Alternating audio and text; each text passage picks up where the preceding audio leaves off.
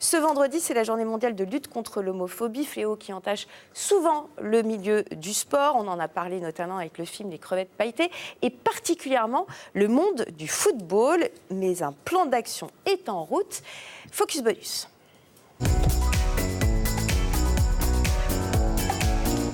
Bonjour Bertrand Lambert. Bonjour. Comment ça va? Ça va bien. Confrère de Parigo, magazine des transports en Ile-de-France, mais aussi, et c'est pourquoi on vous reçoit aujourd'hui, président du club de foot 100% inclusif, Panam Boys and Girls United. Exactement. Yes indeed. Club qui a notamment participé à la mise en place du plan d'action annoncé cette semaine par la LFP, la Ligue de football professionnel, et c'est dans ce cadre donc qu'on va parler, président de ce club de foot amateur.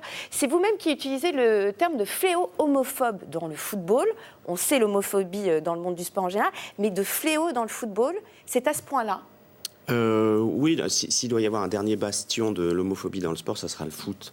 Voilà, parce que c'est le sport le plus global et le plus... qui est pratiqué par le plus grand nombre, et puis où il y a ce culte de la virilité et ce machisme, parce qu'il y a du sexisme, il y a du racisme, il y a de l'homophobie, tout ça part des mêmes ressorts, hein, c'est exactement la même chose, hein, on n'aime pas ceux qui sont différents. Pour l'homophobie, pourquoi on parle de fléau? Parce que dans tous les stades, il y a tous ces chants qui sont vécus comme des insultes par tous ceux qui sont homosexuels. Et qui sont quasiment entrés dans le langage courant, ce qui fait que certains ne comprennent pas à quel point c'est justement exactement, discriminant. d'où l'objet d'un des volets de l'opération qui a été lancée avec la Ligue de foot professionnelle, avec SOS Homophobie et Foot Ensemble, qui est bien d'aller à la rencontre de ces supporters pour leur expliquer que ces chants, ils peuvent blesser, ils peuvent heurter, ils peuvent détruire des vies, et qu'on peut chanter autre chose et insulter différemment. Alors, ouais, écoute, on peut être aussi, créatif. mais bon, là, c'est un autre combat. On peut être créatif dans l'insulte, en tout cas. Alors, du coup, en opération, justement, de visibilité, ce week-end, sur tous les stades de Ligue 1 et de Ligue 2,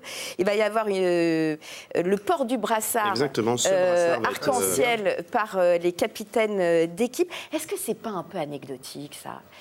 Ça, c'est de l'image, bien sûr que ouais, c'est de l'image. Mais c'est peut-être pas assez fort pour le fléau, justement. Non, oui, mais non, alors, il faut y aller petit à petit. En fait, il y a plusieurs années, on avait fait porter à ces mêmes joueurs professionnels, vous pouvez le mettre, hein, Nicole. C'est la capitaine.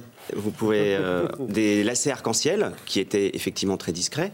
Mais c'était le seul endroit sur un joueur de foot qui n'était pas sponsorisé. Donc on pouvait customiser avec un message... Oui, le caleçon, ça se voit pas. Non, effectivement, voilà. Et donc cette année, on va plus loin. On a ce brassard qui sera donc porté par les capitaines, mais ça permet aussi à tout le monde, à ceux qui regardent le foot à la télé, de voir que, en fait... Peut-être de commencer un débat, en fait. Oui, et de réaliser qu'il y a quelque chose à faire. En parallèle, il y a un clip qui dit les choses, il est pour les gros bras des défenseurs de Ligue 1. Il y a un clip qui va être diffusé dans les stades qui dit clairement les choses. Voilà, on n'est pas obligé de traiter tout le temps l'adversaire de PD, enculé et compagnie. D'ailleurs, votre club a participé à la rédaction du programme de lutte contre l'homophobie qui est global. Vous avez fait ça avec Foot Ensemble et SOS Homophobie. Il a été dévoilé ce lundi. Et parmi les mesures annoncées, une formation des supporters. Mais ça consiste en quoi et à qui ça s'adresse? Vous n'allez pas pouvoir former les millions de supporters. Non, mais on va aller, parce que la loi a changé. C'est aller leur parler, c'est ce que... Exactement, la loi a changé il y a peu de temps. Chaque club est obligé d'avoir un référent supporter qui ensuite va discuter avec ses propres supporters. Et bien donc on va faire une réunion avec tous ces référents supporters. Ils vont être formés sur des tas de choses, et notamment à l'importance de l'homophobie. Voilà, parce que pourquoi on se bagarre en fait? Parce que ces chants, on peut se dire si ça touche personne, c'est pas bien grave. Mais ces chants, ils sont entendus, ils sont vus par tous ceux qui vont au stade, pour ceux qui regardent les matchs de foot à la télé. C'est un nombre considérable de personnes. Et derrière, nous on pense par exemple aux adolescents qui sont pas forcément à l'aise avec leur sexualité, qui s'assument pas forcément et qui s'entendent traiter. Alors qu'ils aiment le foot et ils entendent.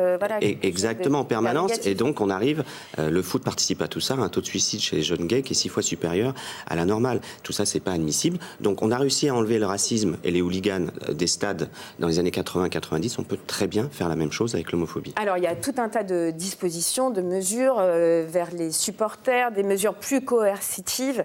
Et moi je me dis aussi que ça doit passer par des grandes têtes d'affiche. C'est-à-dire que si Neymar, tout d'un coup, a un propos, si des joueurs font leur coming hier, out... Griezmann a pris la parole dans le documentaire qui est passé sur France 2 de Johan Lemaire pour dire qu'il serait fier d'avoir un coéquipier homosexuel, et donc ça banaliserait le fait d'avoir des joueurs homosexuels. Mais évidemment, et il faut que quelqu'un se lance et fasse un coming out. Parce que changer son image quand on est Griezmann Mais quel risque? Mais franchement, quel risque il prend?